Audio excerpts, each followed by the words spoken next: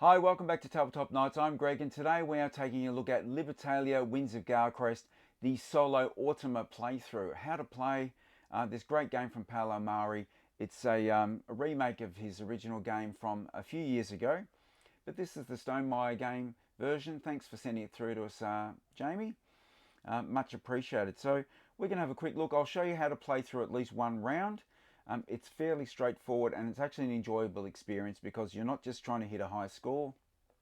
It's almost like you're playing against a living opponent and this nasty little pilferer who keeps getting in the way. So let's get straight into it. The first thing we need to do is set up the board. We've got it on the standard sunny side. We randomly place the middle two markers as per usual, but we don't use the midshipman tile like you do in a normal two-player game. So closest to the middle, there we go. So the Automa always plays the purple character. You will see their cards have a purple flag on one side and the orange pilferer on the other. I'm playing the white character in this case. We have some special cards for the Automa.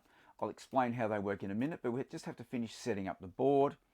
We need to place the loot tiles over these sections on the board, and you must do it in this order. They cannot be replaced, can't be placed manually, or they can't be placed randomly.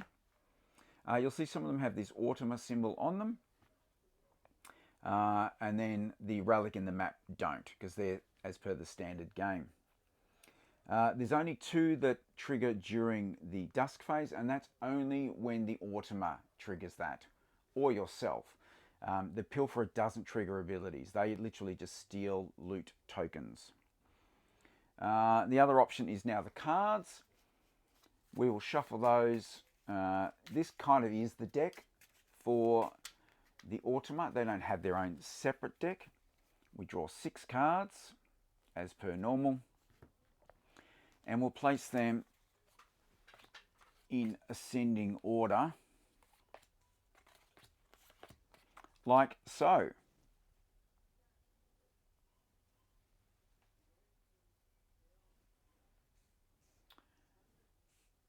Not very neatly, but there you go.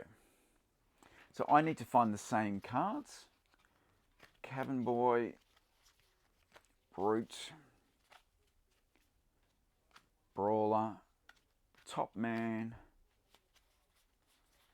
First Mate, and the Captain. So the reason it's key to put these in this particular order is because it's the priority for loot token drawing for the Pilferer and the Automa. These 3 are considered good, these 3 average, and the relic is bad. You will get used to it. It's pretty straightforward, and that's the way. That's one of the reasons we actually sort the loot tokens out as we put them on the board. It just makes it a bit easier. All right, so I've got my cards. Let's now draw those tokens. Same as the two-player game. Again, we don't use the midshipman tile because essentially it's like a 3-player. Just draw out 3 for the first 4 days in Voyage 1. And now we're going to sort them. So we have a good, an average, and a bad. We have a good, and again I'm sorting them in precisely this order. That's 2 goods and an average. Then we're going to have a good, an average, and a bad again. Then we're going to have a good, average, and an average. The reason this is so important is because on the back of the Automa cards, you'll see here, there's basically 5 rows, and they will tell you which card to draw. So this card here says draw the first card from the left in this row, first card from the right, first card from the right, third card from the left, and third card from the right. If there aren't enough cards in this row, you just take the highest card, because that's usually the one that's going to give you the most trouble. But we only do row 1 if the loot tokens are all of the same type. So all 3 of them are good, all 3 of them are average, or all 3 of them are bad. Row 2 is if at least 2 of them are bad. Row 3 if there's a combo and 1 bad. Row 4 if they're only good or average. And row 5 if there's one bad and then two average, basically. All right, so when you're drawing, you draw for the pilferer, but you don't draw for the Automa, you just look at the back of the card. So first thing I have to do is pick my first card for the day, but I haven't given out our initial coins yet, so the Automa gets 10 as per the reputation track. I get 9. And it's nice, easy setup. It's not one of those games where you forget where you're up to, which can be a problem with some of these solo experiences. All right. Advance to the rightmost space on the reputation track and lose reputation. It's not bad for the captain, and I could choose that map. I do want the map. I definitely don't want to get stuck with a relic. At the moment, I will also win on the reputation, so maybe that's a good time for the captain. Let's just do that. I will pick the captain. We now draw for the pilferer. They get a 32. So we place the orange one at the top. Now we look at the back of this next card, the Automa deck. We don't draw it, but I'm going to put it here so you can see it. And we know we've got a good, an average, and a bad token. So good, average, and bad means it has to be, can't be this one because they're not all the same. There isn't too bad, so it's not that one. And we know it's not these two, so it has to be row 3. So it's going to say take the first card from the right, which happens to be the same as I picked, the captain. But it goes in between because my reputation is higher. That goes back on top of that deck. We don't draw it. All right, so Pilferer never has a day ability. It's just there to steal tokens. The Automa captain. If the Automa's reputation marker is on the space to the left of yours, which she is, she advances to the rightmost space on the reputation track and loses 2 coins. So in this case, she will move. If she was already on the rightmost space of the track, then no effect would happen. And some of these cards have a no effect text on them. So you can see from here, it basically says, if there'd been no effect, make this card rank 40 instead. So it would literally, right now, swap spaces with my card and become a 40. So I'd lose that first pick ability. So you've got to keep an eye out for those. All right, but anyway, she will move. Bang, bang, bang, bang. And she's going to lose 2 coins. So she gets a 5 out and a 3 in. By the way, these are the metal upgraded coins. These are not the coins that come with the standard game. But all the other components you can see are as per the standard game. And they are really good. Even the rule booklets have a nice sort of textured feel to them. All right. Now it's mine. So mine says advance to the rightmost space on the track and lose 1 reputation for each position gained this way. So I'm going to gain 3 positions. So I'm going to lose 3 money. Okay, now we get to select. I'm going to select the map because that's a good thing. The captain in priority order, again going in this priority order. They would obviously take the saver anyway. So the saver says, discard the lowest ranked knight character from your opponent's ship. If there are none to discard, which there are none, gain 3. Any used by the pilferer go in the bag. If they're used as part of the dusk phase, so that's just the saber and the barrel, they'll also go in the bag. There's no need to keep them. Okay, so they're going to gain 3 coins. Which is, okay, and then the pilferer gets the relic, but that just goes, whoop, in the bag. Pilferer is discarded. And we've both got a captain for our ships. Now we just move on to day 2. You can see this is pretty quick, pretty easy. What do I want to do? Gain 4, then lose 1 for each character in my ship. So Top Man's a good one to do kind of now. Again, I've just gone straight from the dusk phase back to the end of the day because there was no night characters in our ship. So if it's got this symbol and it was already in my ship, then we would have done this during the night phase. But there was no night phase because there was no night characters.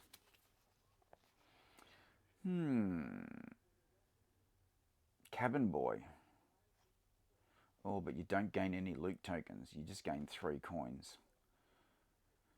So that's a good one to use if the last one is a relic and you think you're going to get the relic. So for day 3, I might use that one, because then I don't gain a loot token. Haha, I just get money.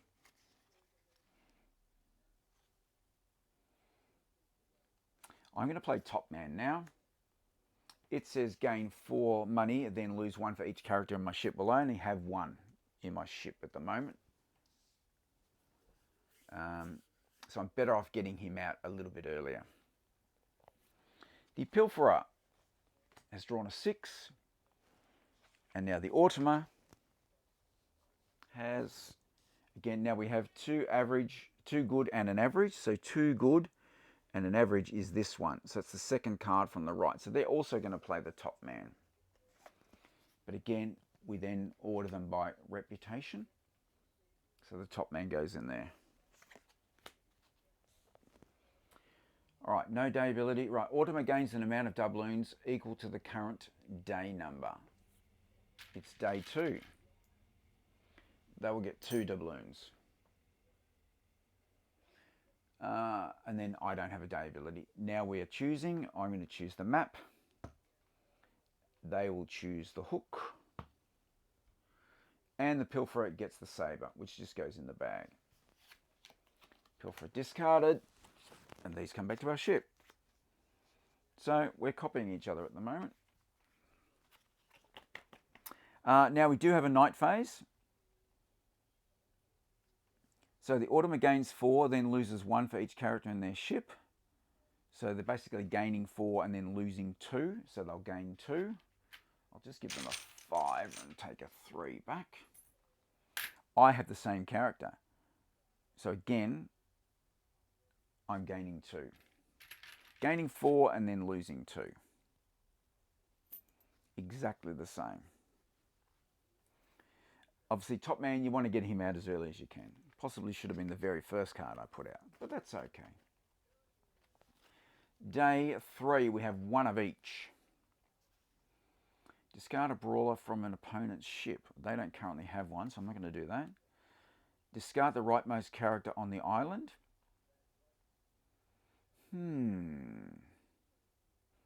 That might not be a bad one. Let's try the Brute. There's the Brute. The Pilferer is a 3. The Automa, she is, so again, because it's 1 of each, it's not the top one, it's not that one, it's not that one, it's not that, so it has to be this one. So this is saying it's a mix of good and average and a bad, which it is. So it's the first cannon from the left. So that is the cabin boy. So there are 5. That will go in there. So no day ability. Right, if this is the leftmost character on the island, the Automa gains 4. What a shame. Didn't get anything. Right, discard the rightmost character on the island, which may be the Brute. That character's owner gains a reputation. So, unfortunately, I'm the rightmost character on the island. I don't think I thought that through very well. Never mind. All right, the cabin boy will get a hook. But it says the Automa doesn't gain any loot tokens in the dusk phase. Interesting. And then the Pilferer, well, again. So basically, no one got anything. Well, that wasn't too bad, I suppose. All right. Last day of the voyage. So night phase again. I always forget the night phase. We have the Automa gains 4, then loses 1 for each character. So that's an overall increase of 1. By losing the Brute, I actually get 2 coins. So it wasn't too bad in the end. Because I gain 4 and then lose 1 for each character. See, I knew what I was doing. All right, day 4. sabers. Do I care about sabers? The chest is worth 5 though. Ooh, lose a coin for each character in my ship. That's alright. Let's go the first mate. Pilferer is a 7. The Automa, because this is a good and 2 average, has to be this one. So it's second card from the right, which is the Brawler. The Brawler will go in there. Daytime phase, nothing. Right, discard your Brawler from your ship. If you do, Automa gains 2 reputation. I don't have a Brawler in my ship, so there is no effect. Because there's no effect, it then becomes rank 37. It's still lower than mine, so it doesn't change its position. So there you go. So I didn't have to discard my Brawler, so nothing happened. The state of the game didn't change, therefore we do the no effect. Then I lose $1 for each character in my ship, so I'm going to lose 2. Then we can choose tokens. I will take the chest. They will take that. There's no dusk effect apart from this. Oh, they're safe. Sorry, I tell a lie. They will take the saber. The saber triggers this dusk effect, which is discard the lowest knight character from your opponent's ship. So that's my top man is now gone. He gets discarded because of that saber, and then the Pilferer gets the last saber.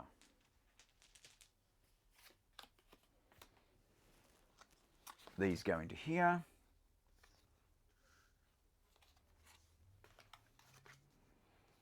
All right, now we do the night phase. So the Automa gains 1.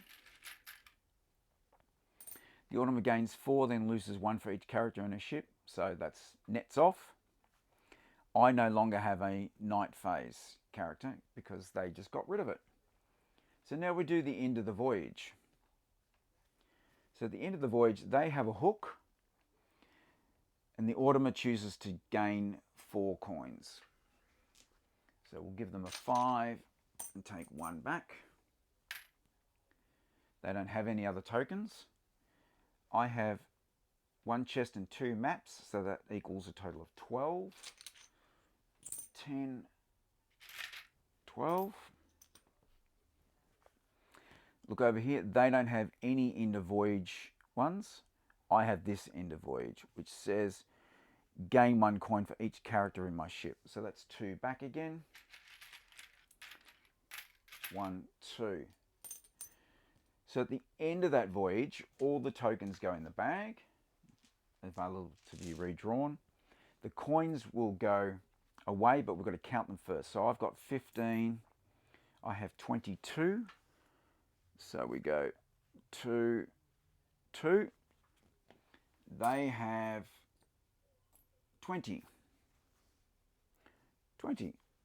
So I'm a little bit ahead. All the coins now go back into the supply.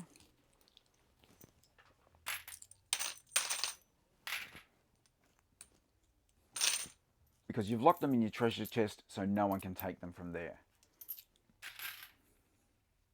All right, all your characters are discarded, but any cards that you had in your hand remain. So they still have the Brute and the First Mate. I still have the Cabin Boy and the Brawler. So, as you go into Voyage 2, you again draw your loot tokens for 5 days this time, and then in the last voyage there'll be 6 days. So that's how you play it. Fairly straightforward. I managed to take a slight lead, but I think that was more luck than good play. That's Libertalia, Winds of Galecrest from Stonemaier Games. Thanks again to Stonemaier for supplying this game. I'm really enjoying it. I'm going to take it to our games night tonight and teach it to other people. Hope you enjoyed that. We'll see you next time. Bye.